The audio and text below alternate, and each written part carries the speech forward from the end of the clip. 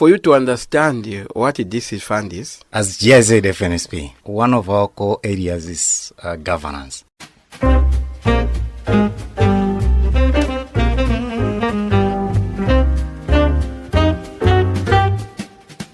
What happens when communities have direct access to resources? It's a very interesting question. And we made that experiment. We wanted to know exactly that. What happens if they have access to these resources? And that's why we established the District Nutrition Fund. It was a pilot, it was small, but what we saw is district teams have all the capacities they need and they have the commitment to bring these funds to the improvement of nutrition in their communities. And it was exciting to see how the district took ownership. And next week, we'll have the community-based childcare center that was supported with an orchard and a garden be handed over, those two gardens, to them. And yeah, it's a reason to clap and say it's a reason to be happy. And that's what the District Nutrition Fund was able to do. If you want to find out more about what this was all about and how it has been, implemented at community level or district level, this is the episode to be.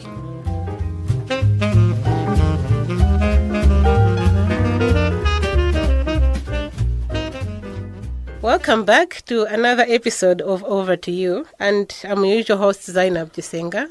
In today's conversation, we are discussing the District Fund. I think if you were part of the conversation that we had on nutrition governance, you do remember that we did discuss briefly about District Fund as a component of nutrition governance. But today, we want to go in depth into what District Fund is, how was this done in FNSP, how was the partnership between the district councils and the project itself? I'm joined in this episode by... My name is Roti Makina. I'm the Principal Nutrition HIV and AIDS Officer working with the DC Council. I'm also joined by... I am Ezekiel Ruhanga, working for FNSP as Monitoring and Evaluation Specialist. Thank you very much, Ezekiel. It's also a pleasure to have you on the podcast. Thank you very much. And Lottie, what is District Fund?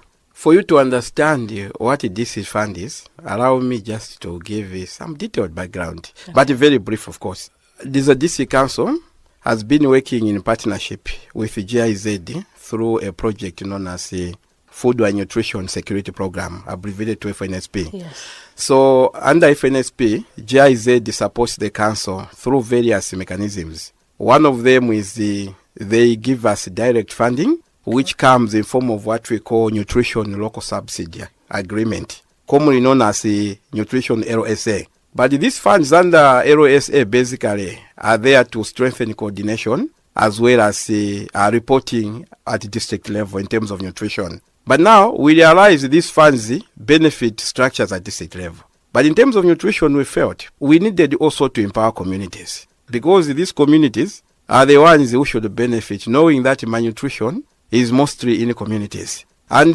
for the approach, we felt the best way is to look at it from the governance perspective. Yes. Especially that when you are talking about identifying needs for the communities, you go through what we call village level action planning process, which is part of the district governance process when we come to participatory planning and involvement of communities in development issues, including nutrition. So by looking at that, we reached out to GIZ to say, can we have a special fund that does not only look at operations of nutrition structures at district level, but that fully empowers communities to identify their own nutrition needs, in this case a project.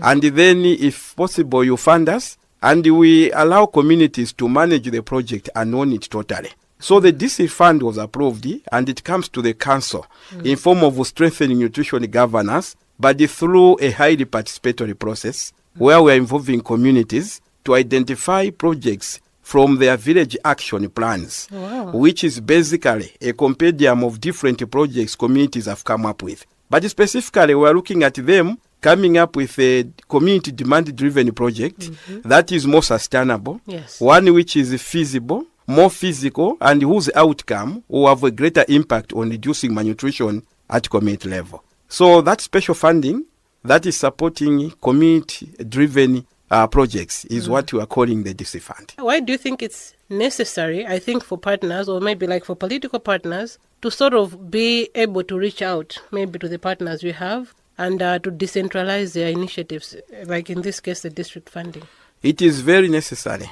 Okay. Not just necessary, but also it has got a long-term beneficial effect. Nowadays, you see, we have stopped what we used to do top-down approach when you want to bring development or any project. We want to fully empower communities. We are using the bottom-up approach, whereby the planning, identification, and even implementation is done by the beneficiaries or participants in that particular project. So the DC's fund was no exception. We knew the problems which are there. If the projects are imposed, sustainability becomes an issue. Yeah, true. In the end, there's no ownership. And mostly in the long run, you find that those resources have just been misplaced. So we want communities to come out and say, this is our need. For example, in the case of the DC fund, the identification of the CBCCs came from the communities. They had to zoom through their village level action plans and identified several nutrition sensitive interventions. And they settled in terms of prioritization. They settled for nutrition sensitive agriculture intervention within the CBCCs. Why? Because they noted that within the CBCCs, you have got under 5 children. Yes. Most of them coming from poor resource families who cannot afford nutritious diet for their children. And they noted that because of that, it affected even attendance and even participation of the kids in the CBCCs. So they felt that was a community need. And they communicated to us through District Nutrition Coordinating Committee to say we would like you to support us with nutrition-sensitive interventions within the CBCCs to improve access to diversified diet for the learners. So you can see, because it came from them, that's why even when you go there today, you'll find that the assets we created in form of vegetable gardens, the orchards, are still standing and the community is actively managing them. I do remember I did visit Dedza, and I went to Tiekachere. Yeah, Tiekachere, yes, thank you. And we actually visited this community, and they had this to say. My name is Florencio Frontier Glower, village headman Kabango from Group Village Headman Hua, Traditional Authority Kapuka in Desert District. When I was told about the construction of under 5 clinic in my community, I welcomed the idea and I offered a piece of land to be used to construct the clinic. The community laid bricks used for construction of the clinic. The clinic has helped people in our community as they easily access healthy services. The chairpersons from CCBC, Village Development Committee, and the community-based organization works hand in hand to make sure that learners are easily accessing nutritious food at school. The introduction of these balanced diet programs have helped learners to be healthy, and they even easily remembering what they have taught at school. Children are healthier in our community. As village leaders, we are encouraging community members to grow nutritious vegetables that contributes to balanced diet, even the project phases out. We have water problem at the new foundation to the extent that we fetch water too far to irrigate vegetables in the garden. We therefore ask well wishers to construct the borehole at the new foundation. It's over to you. My name is Esther, a teacher and caretaker at Onyus Foundation Early Childhood Development School. The advantage of having a backyard garden is that we can cook porridge and add vegetables such as pumpkin leaves, mustard, and other local vegetables to the porridge for our learners to be healthy. It also helps them to catch up easily in class. And when they start Standard 1, their performance in class is impressive. I'm now curious to find out which office at the council manages this fund? The funds basically in principle are managed by the office of the district commissioner, being the controlling officer. Yes. Supported by the director of finance as our financial manager. But now because these funds come with a sector specific attached, the funds are managed by nutrition sector. Who's the head of that office is myself speaking. Okay. However, I don't have control over, let's say, management of resources per se. We still comply with the Public Finance Management Act regulations, which are also actually enforced by the Office of Director of Finance. So the role of my office basically is to make a request based on what we have planned the funds for. And then the Director of Finance will advise the DC if the funds are available in the account. This is the council account, but it is a special nutrition account. There's a DC Council GIZ supported account. Wow. The reason being the council has several accounts which it manages. So we wanted the funds to be safeguarded. and you have opened this account with NBS Bank. So once I raise a request, it goes to the DOF, and the Director of Finance advises the DC funds are available in the account. From there, the DC is going to approve the request. Once it is approved, the Director of Finance attaches one accounts assistant to process the funds. And this account assistant is responsible for making sure that funds are processed and the payments are done in time. Yeah. I like how there's this chain of, accountability. But now you reached out to FNSP. Let's ask Ezekiel. How did you as a project now receive this request? And at what point did you feel like, I think we really need to start supporting the district? I do understand this is not a common arrangement. Why were you confident enough to have this kind of arrangement with them? As GIZ FNSP, one of our core areas is governance. And within that governance, we have a very important sector where we're looking at working with our political partner DNHA to strengthen the district structures, one of which is the District Nutrition Coordination Committee. We strongly believe that interventions cannot effectively reach the community if the structure managing the interventions is not well strengthened. Absolutely. Technically as well as financially. Yeah. So being one of our core areas, when we received a suggestion or a request from the District Council, we felt that this is an opportunity where we can work together to build their capacity as DNCC in terms of project identification, project implementation, as well as project monitoring. Because it's them as DNCC that mobilizes the community. Yeah. It's them as DNCCs that facilitate the process of identification of projects, them leading as the technical officers, and the community suggesting as the major beneficiaries of the project. Oh, wow. Beyond that, we wanted something else that could at least benefit the community. Double faces. Yes. The council through DNCC having its capacity strengthened through planning, implementation, as well as monitoring, as well as financially, but the community benefiting from the asset which them as the community and the district council have sat down together and probably planned for it, and they're implementing together. I love how this just comes down to letting the district do everything by itself. I think that's a very good takeaway from this episode. It's an issue of giving the district creative freedom. Definitely. And giving them the ownership of this process, because those structures, they own them. Definitely. And if they are the ones on the forefront, it's a little easier for them to even progress. Even beyond FNSP, I'm sure there would be a partner who would come and be like, where did you stop the work you did with FNSP? Just to add, Zainab, we love learning as a program. Yeah. And my colleague will agree. I think we are the first partner to have that kind of arrangement whereby we say, okay, here you are with the fund, manage it, and we'll provide the technical support how it's being managed. We have our team finance colleagues that normally frequently go there to ensure that things are being done according to the laid standards of the government on how public funds are being implemented. All this was being done also on our part as a program to learn that this is possible. Yeah, it is possible. Sure. So if you're just joining us, please remember that you're listening to Over to You podcast. And in today's conversation, we are discussing the district fund and how it was implemented within FNSP through the partnership with the District Council, as well as the benefits, the successes and everything that was realized from this partnership. Please keep listening because there's so much more that you need to learn. How was this work done at district level now? Because Lotte, you mentioned an issue of reaching out to structures, co-creation, having communities identify the projects. How was this work done? Or should I say is being done, because I know it's ongoing. Sure. Yes.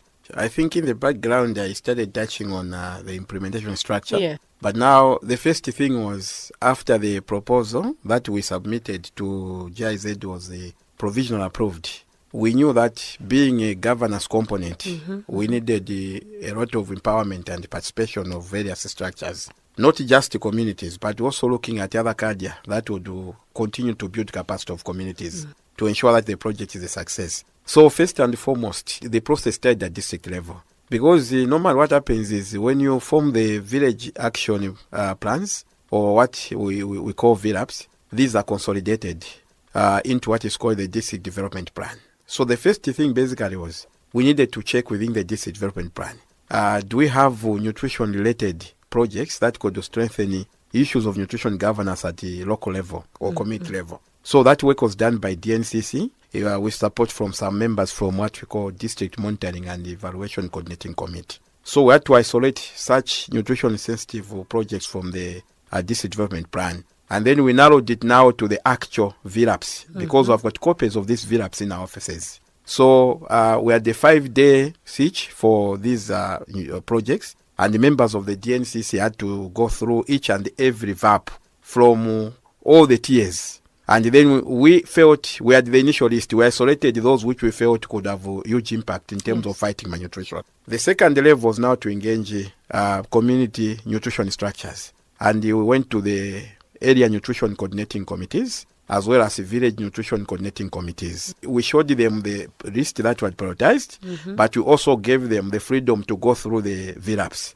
So they also came up with their own list. Interestingly, though, most of the projects they chosen were similar to what we had also prioritized as a district. Wow, that's nice. So we said, can we now do the secondary prioritization? Yeah. That's now them doing it. And they came up with a list of 5 categories of these nutrition sensitive projects. I remember from the list, apart from strengthening nutrition intervention in CBCCs, we also had some boreholes, some choosing maybe wash projects. We also had others choosing maybe construction of under 5 clinic within a facility. We also had the others also prioritizing construction of cooking area or kitchen within primary schools to support school feeding program. Oh, wow.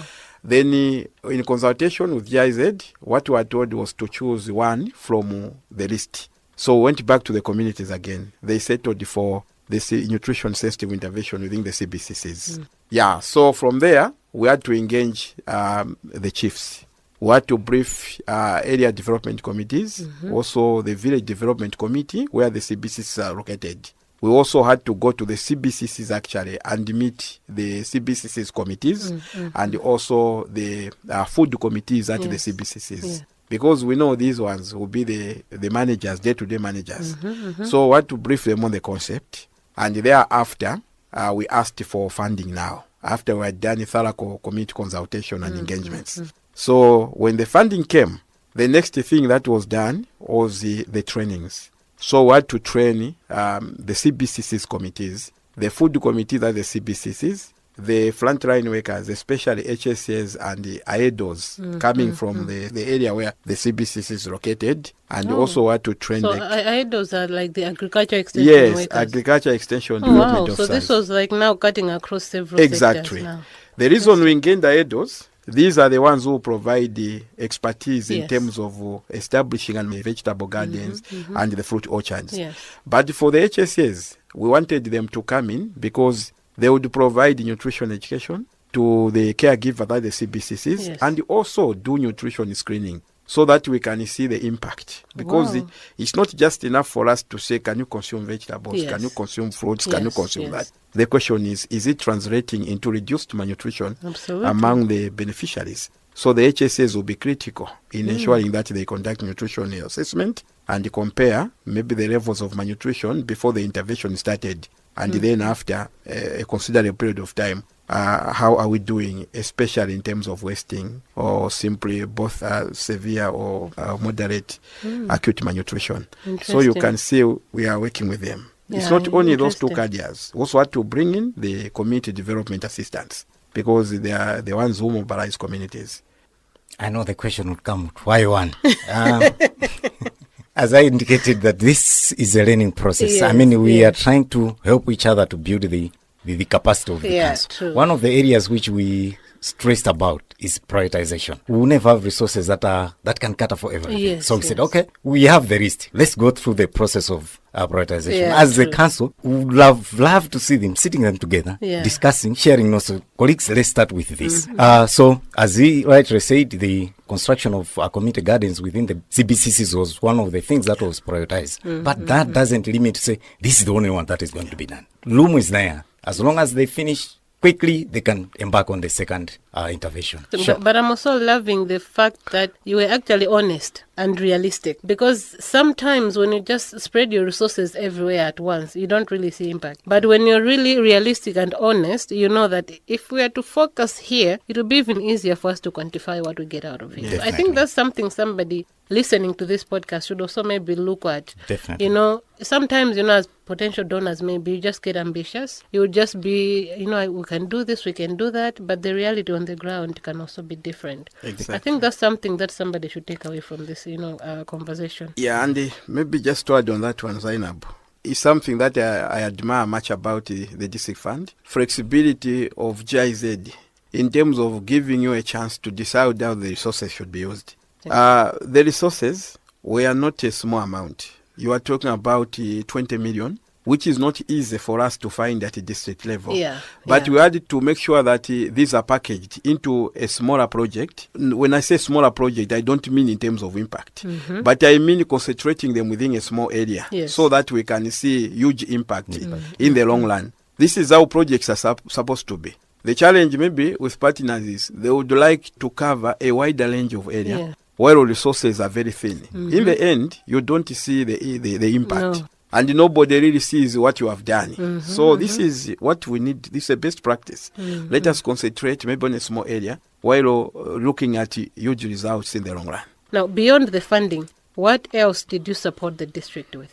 Our partnership with the district council, I think, started long way back. The funding, I mean, these are coming towards the end of the program. But in terms of support to the council, it has been in various ways. We've working them through our technical advisor, who is currently based at the district, just to help and work with the DNCC to work together Yes. on coordination-related activities in as far as nutrition governance is concerned. But there is also kind of another support that goes to the districts through the implementing partners, through the care group model. Yes. This is a government-established model, which we as a program FNSC just comes in to support that the mothers and the children are getting the advice that are supposed to get through the care group model. So there are several things. In one way or another, some equipments that could help the mobility of the councils to do the monitoring and also support other partners. We are kind of trying to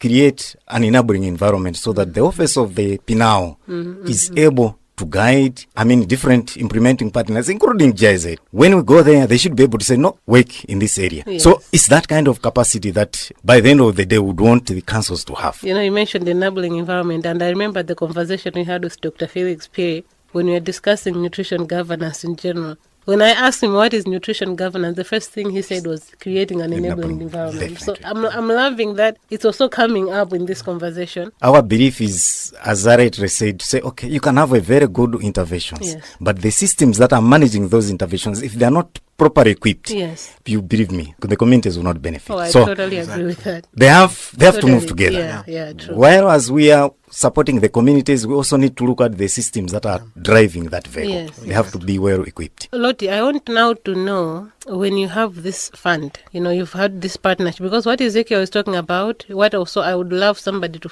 kind of pick from here, is there's need to cultivate a good working relationship with your partner. It's also important, because for them, they had trust you enough to give you funding. There was a good relationship going on, and it goes both ways.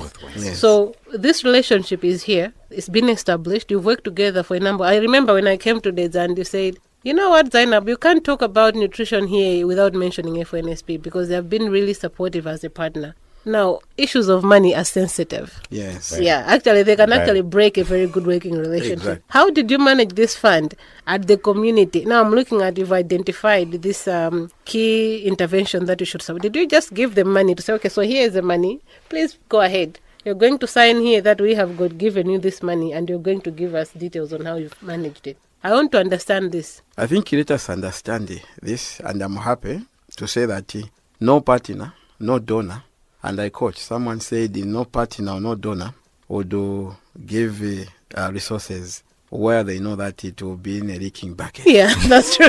Yeah, so I want to quote that. Somebody else said it's something that That's I have totally also true. been saying. So first thing, we also need to understand, for donors and partners to support you, that is a mark of confidence. Yes. They could take resources elsewhere. Yeah. But if they sought for you, that also shows some of the systems are okay. I did talk about the councils subscribing to Public Finance Management Act guidelines and other regulations. So that is what we use. In all government institutions, we subscribe to the guidelines. The idea is to give donor confidence that their resources are properly managed and they are being used for the intended purpose. Yeah. So one way is to make sure that you as the head of nutrition, you are also the advisor to the council and how the funds should be used. Yes. The director of finance, the DC, may not really know what you agreed with the partner because the nitty-gritties are between the office or nutrition office and also GIZ. So my role basically is to cultivate also a strong relationship with the finance office.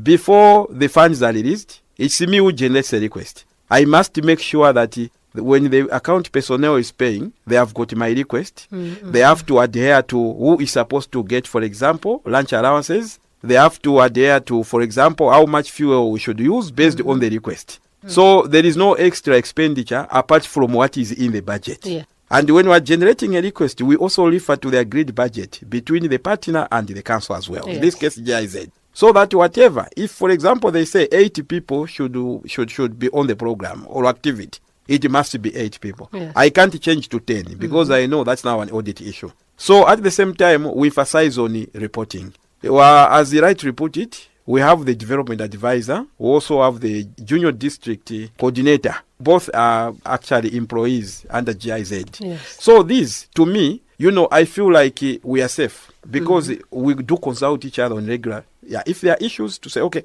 this is the activity. When I raise a request, I have to show them. They also have to check within the budget, say, go ahead, please let it processed. Yes. So I'm confident. If they tell me go ahead, it means they're also in agreement. So others maybe would say, this guy is coming as spies. Why are they sending a contingent of team in our office? But to me, the way I work, I'm used to working with partners in my office. Yes. I really feel good when I've got partners like them because I know we are covered. Yeah, in the case of mistakes, we can discuss and say, how do we improve the situation? Yeah, so, to answer your question, Zainab, this relation has been sustained or cultivated, one, by being an accountable and transparent council. We share reports. Yes. We also discuss the funding issues. We also involve the GIZ representatives or officers in our planning and even implementation. Both the DA and the junior district coordinator go with us in the field. That is part of being accountable. Yes. And they are the first ones, actually, when they are having bilateral meetings, they do report what we have done together. So you can't ask for more in terms of accountability when the donor or partner is already involved in planning and implementation. Now that you have these systems of accountability, there's so much, transparency, even partnership and talking and all this kind of thing. I want to find out now, these projects, if somebody would like to implement something similar, are in this very costly? Because I know the fund he mentioned is not just managing one project. There are probably a few, and there's also probably an administrative issue that has to be looked into. But are in this very costly, maybe for somebody who would want to, they would be scared. Oh my God, 20 million is a lot of money.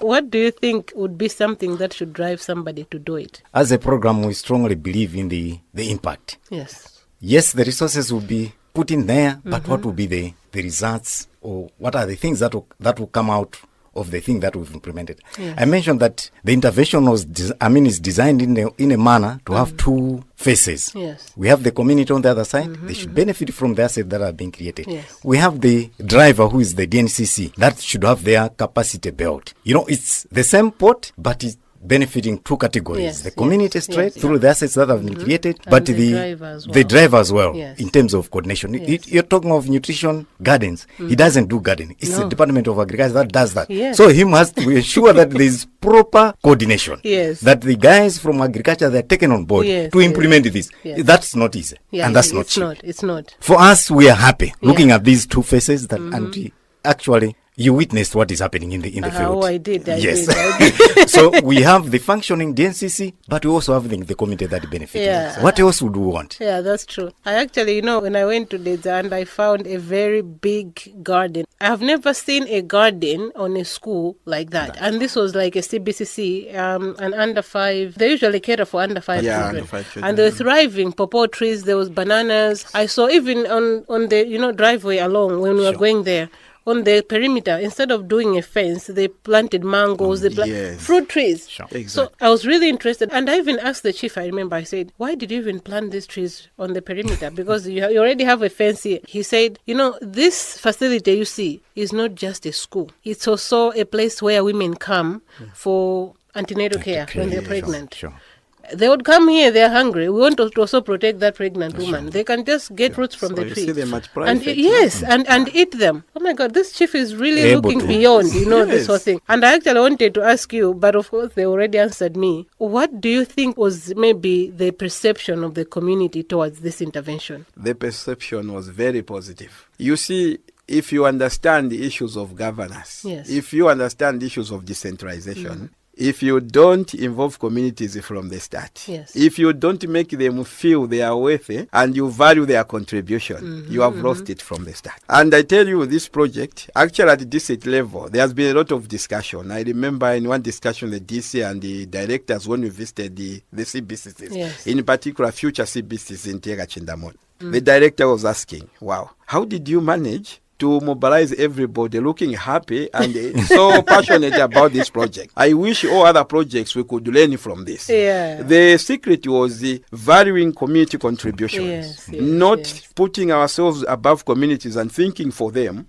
or on their behalf. Yes. But knowing that they are an asset, they can think, they can come up with an idea that can benefit them. They do understand their own problems and they should be part of the solution. So that approach is what made even the chief to be able to expand the multiplier effect of this intervention, to say it's not only the kids in the CBCC, even the pregnant women who come for NCC would also need good nutrition. True. So in short, we are taking nutrition to the people. That's why when you come to my office, don't talk too much about your expertise. Or I look, what is it that you are going to change? That's a question I ask people. There are so many people who are in nutrition in Malawi. Yes. But the question is, what difference are we making in the lives of communities we are serving? That's true. So it is what we have tried to do, taking nutrition to the people, including the chiefs or other local or community leaders and any other person in the community, for them to appreciate the role nutrition play in development. We took nutrition to the people, valuing their contribution,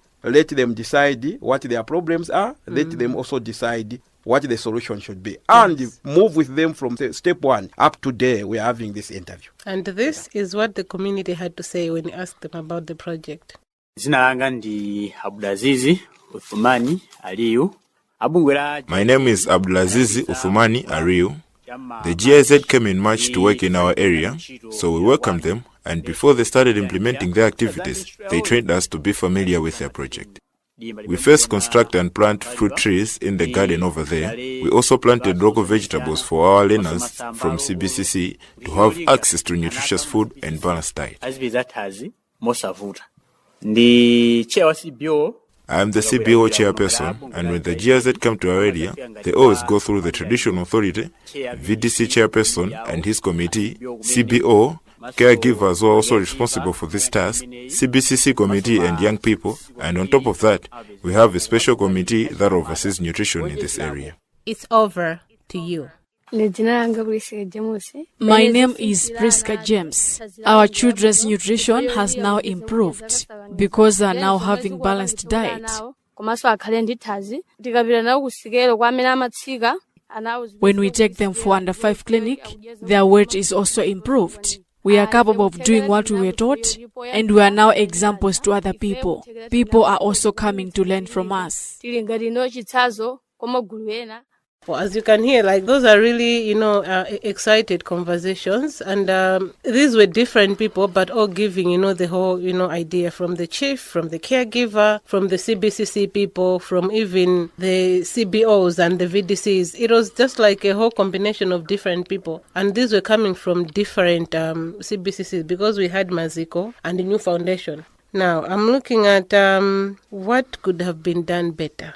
If somebody is to come, what area should they be aware of? What should they work on better? Obviously, every project is going to have probably some negative part of it, or also some shortfalls, to put it that way. Much as I wouldn't like to talk about it because I barely see many in this project, but I'll do. There are a few. I feel that in terms of diversifying, we could have done better. Because when we're talking about improving nutrition, especially under 5 nutrition, we are talking about having access to a balanced diet. But here we're talking about only 2 out of the 6 food groups that we promote in Malawi. We're talking about fruits and as well as vegetables. But now I know maybe the setup may not allow, for example, to raise some small stock. You see, consumption, Jai Z would agree with me. One of the food groups we're struggling with in terms of consumption in Malawi is animal source foods. Many people in communities, including those who are targeting the DC fund, don't have access to the animal source foods. How I wish we also had to complement the vegetable and the fruits group with the animal source foods, and even promoting legumes and nuts within the CBCCs. Is going to offer these children a more diversified diet so that they have got all the essential micro as well as macronutrients. And I like the point you mentioned because I do know that there has been an animal production component of local chickens. So now that you've narrowed it down to the district fund, now it's come clearer because when we come to the episode of, animal production, especially the local chickens that FNSP has been promoting, people will be like, why are they saying this? Mr. Makina said A. And you're saying B, but I think the emphasis here is on the CBCCs. Because you would love to see them having the whole package. The whole package. Yeah. The other challenge I felt is, yes, this is the pilot, but we have 186 CBCCs in our district. We're only targeting 4. So if you look at the ratio, I think it's still minimal. Yeah, it is. Now looking at the impact these projects are bringing, I would have loved maybe if we were maybe around 10% or 20% of the total services. I think those are the 2 key challenges I feel, or maybe areas of improvement I would recommend when a new partner or any other, even GIZ. As Ezekiel said, if they finish in good time, we can consider. My friend, let me assure you, we are going to finish.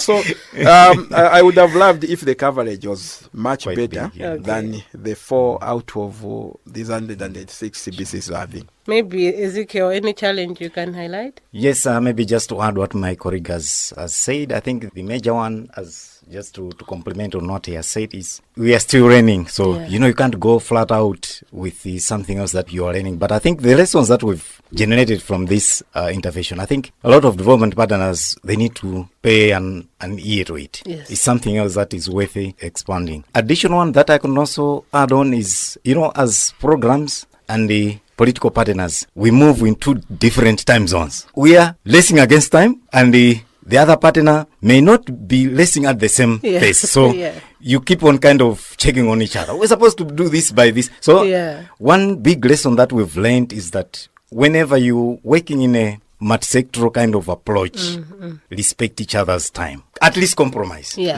If you can go a bit, do that. So that at least, because we are 2 different systems. Yeah, true. This is the government system and this is... So, to marry the 2 will not... It cannot happen according to one's time, but it has to be kind of an agreement between both parties, because there could be time that you could expect that for this activity has to be done by such a day, and they are compounded with other activities. So I think there has to be that kind of understanding between the partners so that the relationship goes on well. Yeah, but I think also an issue of constant communication, which Lottie mentioned earlier, because now you understand why your partner is not delivering in what time. So it's also important to actually, I think, just to think around those areas. But now beyond challenges, we've talked about how the community has perceived this. We've talked about how this is really easing nutritional programming and how multi-sectoral collaboration is actually becoming a little bit easier. It can't be perfect, but a little bit easier with the district fund presence. Do you think this could be easily sustained? Yes. This project, the district fund, to me, as I said, is a model of how we could have implemented the other projects. Already, I think our partner GIZ are also delighted with the progress the project is showing. Let me say, maybe because GIZ have not been there for some time, but as district team, we visited these CBCCs. When I discuss with the caregivers, consumption of the vegetables and the fruits has started in some CBCCs. That's what I wanted to say. But now in terms of sustainability, you have the communities behind this project. I've already alluded to that point. We have got chiefs, also have the owners of the CBCCs. These are people who are always on each and every day. They are in the CBCCs, and they are eager to see that the children eat. Yeah. So that is the only way we are going to see this sustainable. We do not want it to have the face of the district council. We said these are your projects. Of course, we have not done the formal handovers, but I understand in my discussion with Sabrina and Chawezi, we are planning that we should now do the formal handovers of these projects to the communities. Okay. But even before that, communities have already taken over these projects. And this is unique. I tell you, we struggle in most of the projects to have communities continuing beyond the project phase. Even multi-million projects have failed to be sustained because communities don't feel they own such projects. Yes, but for these ones, I tell you, I don't have any doubt sustaining because it's a model that is community-driven and communities are enjoying managing them. When we went to New Foundation, CBCC, they actually told us that there's another CBCC close by. Yes. They came on a learning visit to their great. space, and they were interested. We want to have this garden on our CBCC by themselves. And I even asked them, who came to train you or maybe to teach you? Said, no, nobody. They just came and they were like, we are interested. We want to do this. So that's it. It was really... Let me just add a few on sustainability, just to give you an example. How do you know that communities own this? They do also contribute. Yeah, so if you go to future CBCC in Tieka Chindamoto, just find out from the CBCC members, the fencing, the materials for fencing were provided for by the communities for free. And also, when we were starting this project, it was the time when the rain season in Malawi was coming to an end. We didn't have enough water. And Ezekiel knows Kachindamoto. It's one of the areas where water is very scarce. So we had to struggle with water for irrigating these gardens and the fruit trees. So communities had to dig a well. So that well was still there. They were drawing water from there to complement the little rainwater which was remaining because it was in the month of April. So that shows to us that ownership is part of ownership. You go to Takonda CBCC in Tie Kachere. The chief donated the land where the garden have been established. So that shows to me you don't even really have to worry about sustainability. Wow. Yeah, sure. I don't need to ask anymore. A takeaway or two from our conversation regarding the decentralization or maybe of nutrition support, considering how you have done that at in DEZA and the district fund component, what would you advise or what would you say? Quickly, I would advise that whenever we're implementing nutrition or another programs within the community, let's also look at the systems that are driving those interventions. Building the capacity of those institutions makes the program or the intervention to stay longer because these are government structures. They are there today, they were there yesterday, they will be there tomorrow. We as development partners will only be there today. Tomorrow will not be there. So looking at both areas is very, very important. My take-home message is that as development practitioners or facilitators, let us not undermine the power of community engagement if we want to see value for our investment. Projects which we are implementing, communities know everything. I'm a strong believer in the community as an asset. They can plan, they know their development challenges. All what they want is just for us to empower them so that they can take the destiny of their communities in terms of development. So the district fund has demonstrated that. We are seeing a lot of passion, a lot of commitment from the community because from the start, we respected community as the key asset in creating ownership and sustaining the project. Thank you so much. And this is the end of our conversation today. And today we had Mr. Lot Makina, who is the Principal Nutrition, HIV and AIDS Officer for DEZA District Council. I was also joined by Ezekiel Luhanga, who is the Monitoring and Evaluation Specialist for FNSP under GIZ in Malawi. Until next time, I have been your host, Zainab Chisenga, and I hope these lessons that we had in our today's conversation are over to you.